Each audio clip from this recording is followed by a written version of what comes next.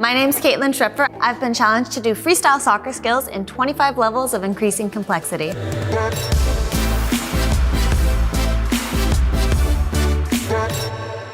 Freestyle soccer is unique in that it really is the art of movement with the ball. To me, complexity is increasingly difficult techniques and fluidity of movement. There truly are an unlimited amount of tricks, but this is my personal interpretation of the challenge. Level 1, knee juggles.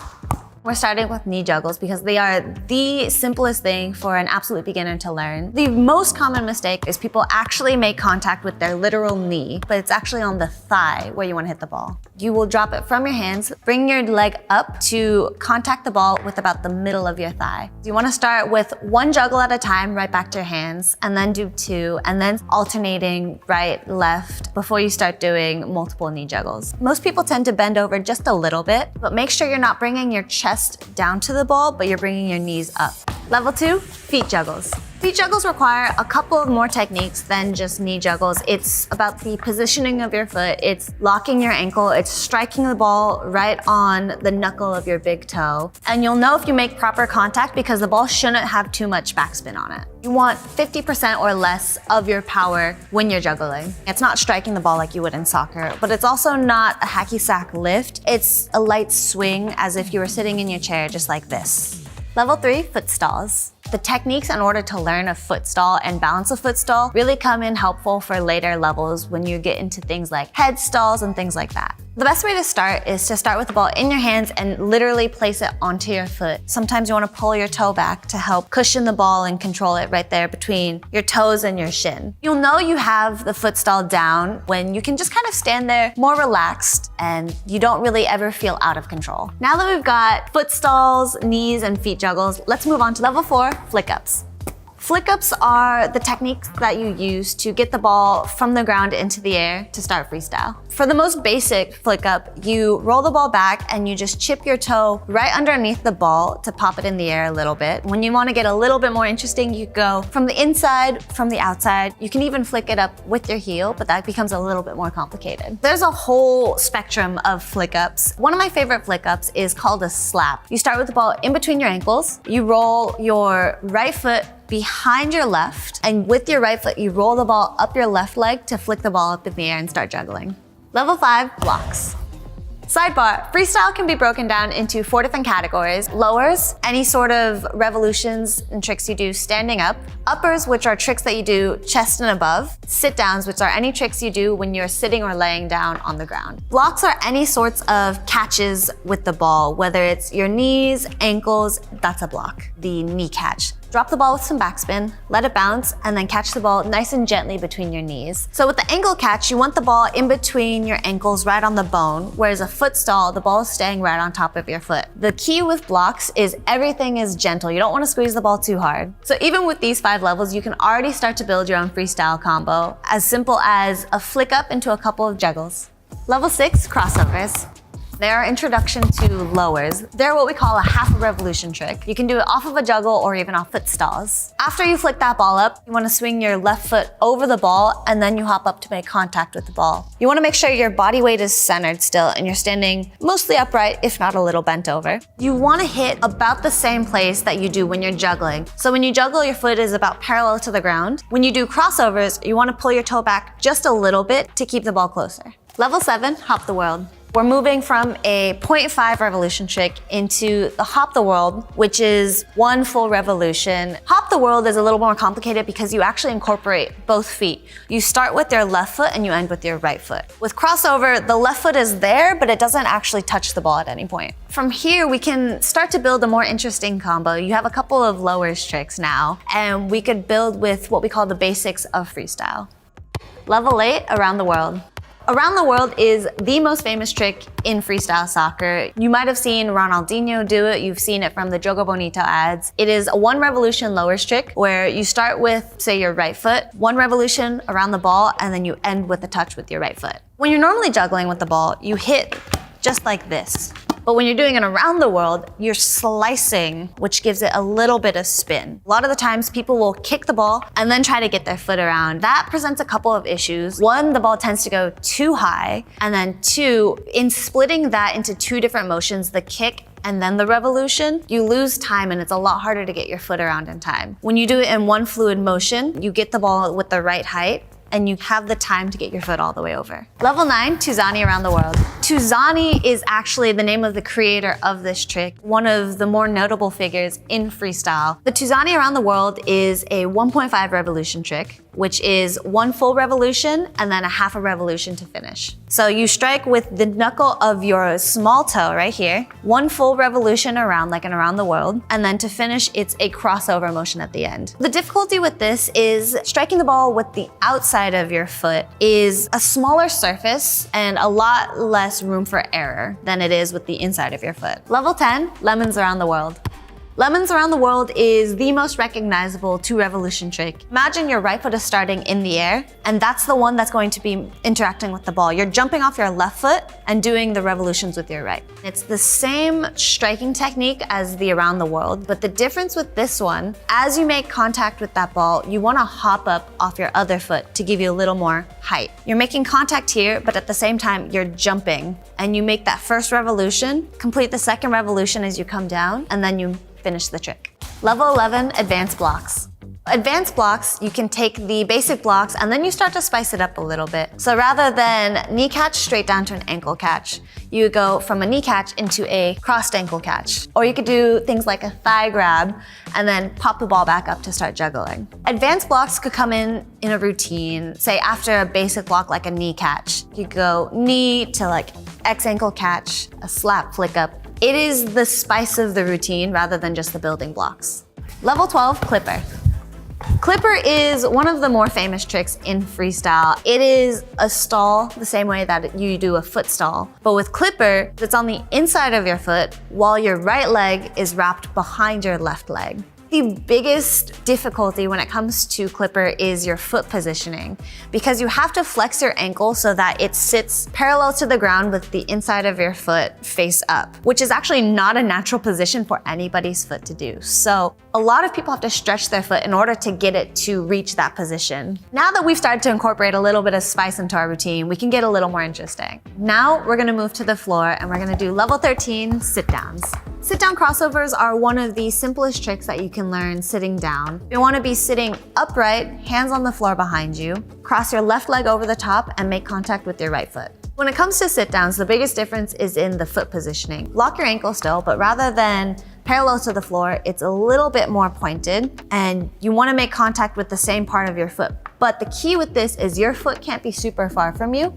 You need to keep your knees bent and your feet close to your chest. Whenever I think of sit-down crossovers, I always remember the show when I had to learn them. I was front and center on the stage on Broadway, and I was probably about 6-7 months into freestyle. I had to do sit-down crossovers, never having learned them before. And so now every time I do them, I just get a nice little flashback. Level 14, soul stall. So with soul stall, you're going to be laying on your back. Your leg's going to be up in the air, almost locked out, and the ball is going to be balancing on the sole of your foot while it's right above you. The easiest way to train this is to just place the ball on top of your sole and learn to balance it. It's an awkward thing for most people, and you really have to learn the technique of just balancing the ball at first. You're ready to learn a soul stall when you have basic sit downs down. You need the patience that it takes to learn all of the previous tricks in order to learn soul stall. It took me 8 months. Level 15, raised soul stall swipes.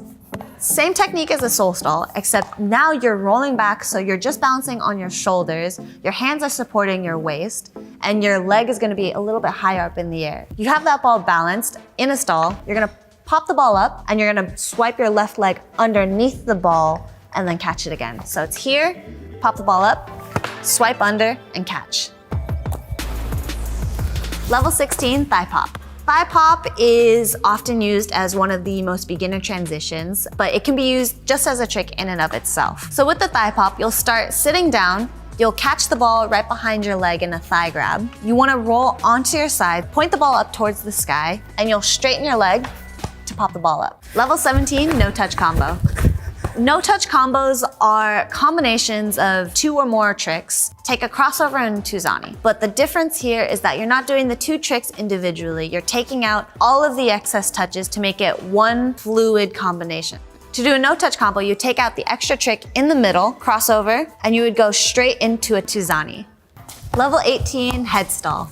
Now we're moving on to uppers, and head stall is the most basic uppers building block to learn. The ball is on your hairline. You wanna make sure you're looking up at the ball the whole time. And you wanna stand a little bit upright with your head tilted back and your knees bent just a little bit. Head stall's coming in at level 18 because in a combo, you would be kicking the ball up and then balancing the ball from there, but you're working with your head here, so you can't really flex your head or things like that. And it's really about using your entire body to cushion the ball, and you shift your whole body weight to balance the ball. Level 19, around the moon. On around the moon, your head is moving around the ball rather than the ball moving around your head this time. You would start from a neck stall, you would flick it up to the side, and your head and your chest rotate around the ball to catch again on the back of your neck. The way I explain to everyone is you kind of have chicken wings. The ball is sitting on the back of your neck. From there, rotate off to the side and flick the ball up at the same time, almost like tossing it up to the side. You're really just isolating your upper body. Your feet should stay planted, and it's just your chest and head that are moving.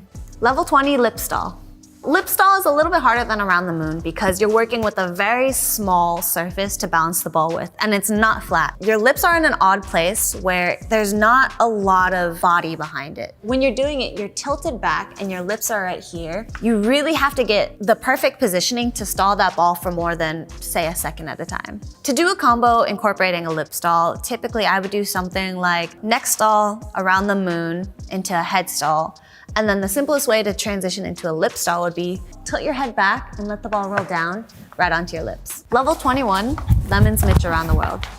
The Lemons Mitch name comes from the creators of two individual tricks with the techniques combined. So a Lemons Mitch around the world is a 2.5 revolution trick. You jump off your left foot, you make the 2 revolutions. That last revolution has to be a little bit quicker because at the same time, that left leg will come over the ball, cross over the top, and then you pop the ball up. This one is a little bit more complex because it requires a lot more speed. It requires a little bit more power in your jump than, say, a Lemons around the world. If you're trying to become a complete, well-rounded freestyler, learning all of the different 4 categories, you would want to learn the basics of every category before you start incorporating the higher difficulty tricks. Things like anything above a 2 revolution trick that require weeks and months of practice. Level 22, transitions.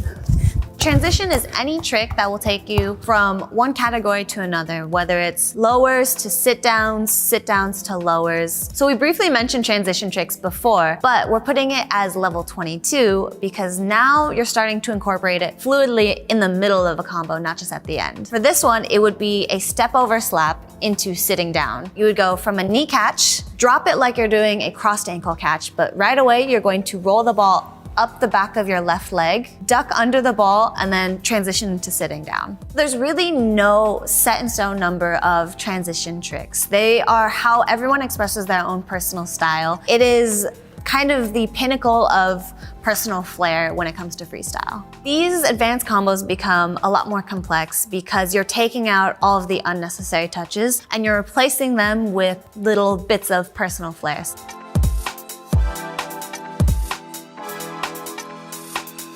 Level 23, acrobatic tricks. These tricks are anything from like flips to handstands.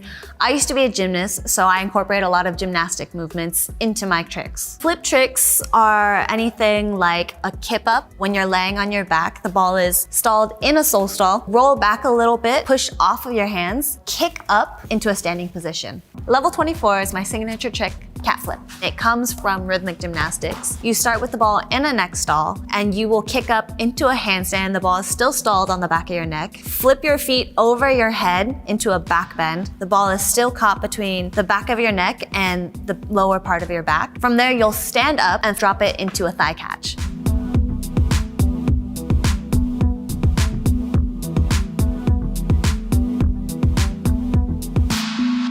Level 25, the final combo.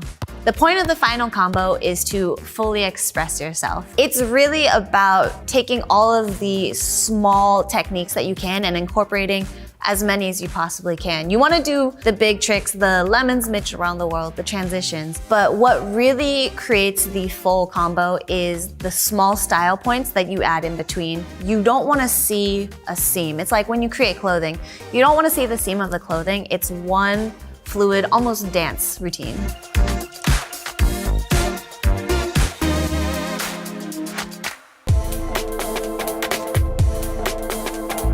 beauty of freestyle is that there's no limits to it. We're constantly inventing new tricks, more revolutions, more acrobatics, more unique tricks. This challenge was so interesting to do because it kind of felt like a very condensed journey through all of my 10 years of freestyle, but also it's making me re-examine freestyle through the lens of someone just starting it all over again. Now that I have all of these techniques, now that I've incorporated my own personal style, it's making me see how I can share that with you and see what kind of freestylers we can create. Take your time, be patient, and you'll get there.